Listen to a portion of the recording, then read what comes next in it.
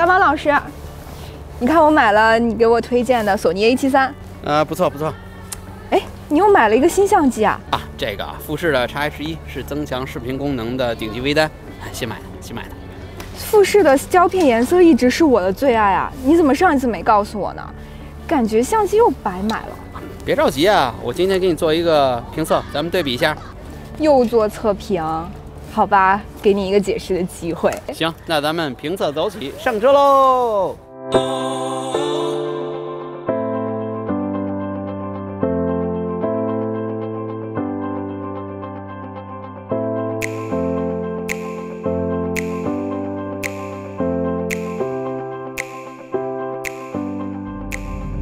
大家好，欢迎收看《采风摄影杂志》，我是大毛本。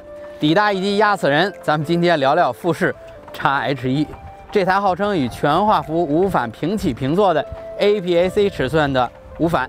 X-H1 是富士在2017年底推出的旗舰无反，增强了视频功能，全新的3防机身，还有丰富的 XF 镜头群，让在3000刀左右价位的爱好者有一个多的选择。接下来的视频是我们1个多月在现场使用 X-H1 之后的体验结果。这里面既有根据我们自己使用习惯的这种主观的感受，也有客观对比的结果。如果各位富士的拥有者、使用者还有爱好者有不同的这个看法的话，希望在下边的评论区给我们留言，大家充分的交流。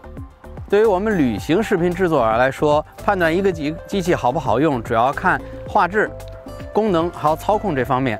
那 X-H1 主打的是高速摄影还有视频能力，那我们来看看它各方面的表现如何。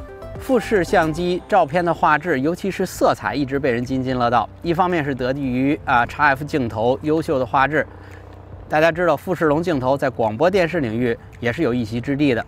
另外一方面呢，作为胶片行业的半边天，富士在色彩表达方面确实有过人之处。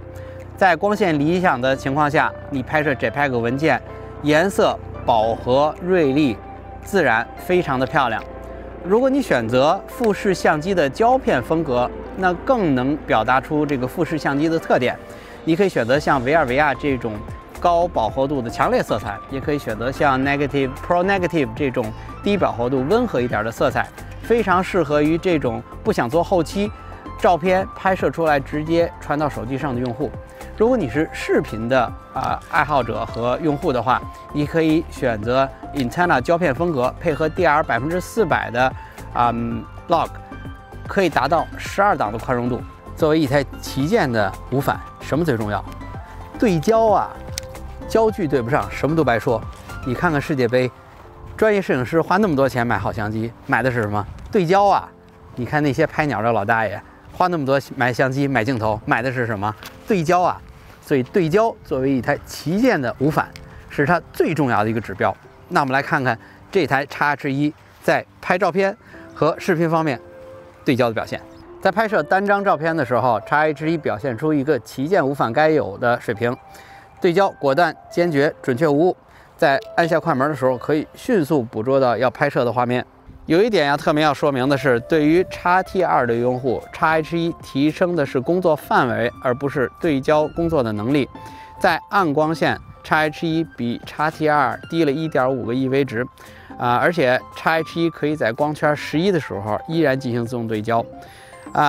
在理想光线晴天下的话，这两台机器没有明显的对焦速度上的差别，但是得益于 X-H1 超轻的快门手感，给相机使用者一种拍照特别迅速敏捷的这种感觉。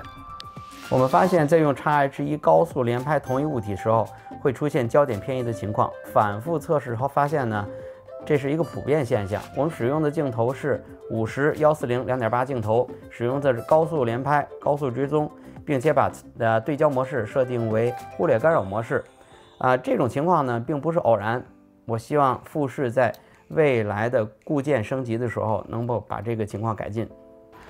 视频对焦的表现让我对 X-H1 有一点点小失望，它带的面部识别的功能稍稍有一点犹豫，而且只能识别面部，不能识别身体。如果我转过身去的话，你会发现相机会有点失焦。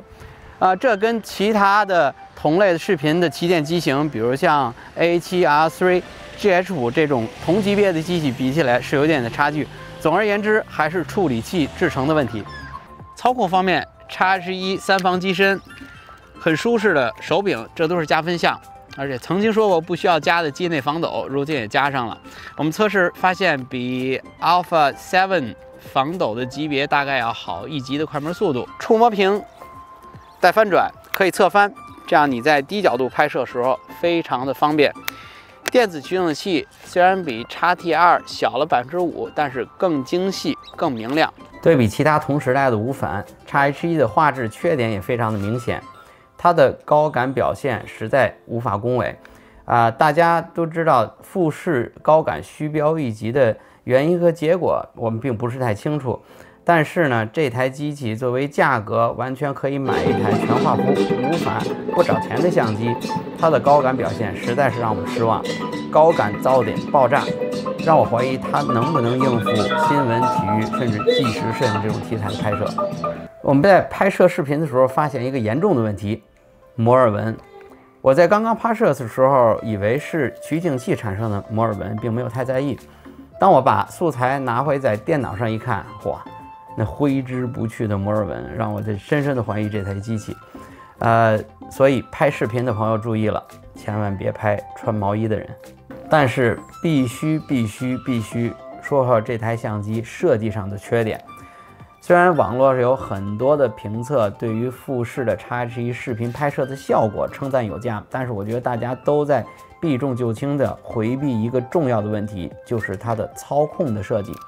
经过1个多月我们使用下来，尤其是这种高强度环境的使用下来，我们的摄影师包括我自己对于这台机器的操控的感受是，它 XH1定义为视频增强的机型，但是它对于摄影师、摄像师的操控绝对是属于外行的。首先 XH1没有直观的用户自定义预设，在拍摄照片的时候 RAW 格式可以拍一切，回去慢慢处理，比如改变文件的尺寸和画面的这个细节。但是在拍摄视频的时候就不一样了，所有素材的格式就要在拍摄时候设定好。最丧心病狂的就是在 4K 和1080升格之间的切换，先调整分辨率，再调整帧速率，再调整码流，简直就是反人类。不像 A7III， 它有用户自定义设定1和设定2，你可以自己来预设这2个用户自定义的格式。第二点，富士的视频录制没有专门的录制按钮，录制启动按钮就是它的快门按钮，非常容易误操作。因为所有的摄影师都习惯用轻按快门来读取测光与对焦，但是每次轻按都会启动 XH1的录像，导致一天下来我们要拍无数个废掉的镜头。富士官方的解释是可以使用背部的 AF on 按钮用于测光和对焦，但是你不能强求每一个摄影师都要适应你的机器。我们所有使用过 XH1的人都反映快门太轻太灵敏，这玩意儿用起来就跟老鼠夹子一样，一碰就炸，这玩意儿怎么玩？有一朵花没插好，你别碰，这花上通了电线，一拉就炸。号称为视频用户设计的视频机型，机身上居然没有设计耳机插口，耳机插口被匪夷所思地设计在电池手柄上。也就是说，如果你不安装电池手柄，就没法监听；而要是装了电池手柄，又没法上稳定器。摄像的时候不监听，就相当于拍照的时候不看取景器，那实在是有悖于这个设计的这个初衷。在2018年，各个厂商的光学设计和像素数量已经达到一个阶段顶峰的时候，那各个厂商之间对于画质的区别主要体现在色彩的宽容度还有高感方面的表现，那也就是在处理器之间的一个博弈。在这方面，我觉得富士 XH1还有很长的一段路要走。总结，如果您是视频拍摄的用户，我强烈不建议 XH1，甚至我不建议你使用整个富士的系统，因为我觉得富士的系统并不适合于专业高强度的视频制作。如果您是拍照片的用户，我更推荐您这台机器，就是富士的 XT2， 是 XH1的小兄弟。XT2 这台机器在刚刚更新了它的固件，更新固件后的 XT2 跟 XH1 的功能非常相近。我觉得您如果已经是富士的用户，不想浪费手里的镜头的话，XT2 是一个性价比非常好的选择。我觉得拍照片的人，我强烈推荐XT2 这款机器，而且最近这台机器刚刚加价，更值得入手。之前大家一直吐槽全画幅相机的镜头重量体积比较大，但随着现在 A7III 的流行，越来越多的副厂给它提供了这种小体积的旅游镜头解决方案，比如像我手里这只腾龙的2875镜头，它的体积2.8的光圈，还有小于富士的这种半画幅相机的2.8光圈的镜头，所以对于旅行摄影来讲是一个非常好的解决方案。好了，这就是我们对富士 XH1 这款机器在使用之后的感受，跟大家分享。如果大家有什么想法与建议，欢迎在屏幕下方给我们留言，咱们充分的交流。抵达一机压死人迟迟没有推出，大家都开始吐槽了。这里必须要解释一下啊，是因为我们的对比机型 A7R3 拿去送修了，澳洲的维修效率你也知道。我们在等了1个半月之后，好消息是 A7R3 终于拿回来了，所以我们接下来就要开始做哈苏的 XED 和 A7R3 对比测试，然后还有一款对比的神秘机型，咱们卖个关子，下期再说。好了，感谢收看本期的采风摄影杂志，我是大毛毛本，咱们下期再见。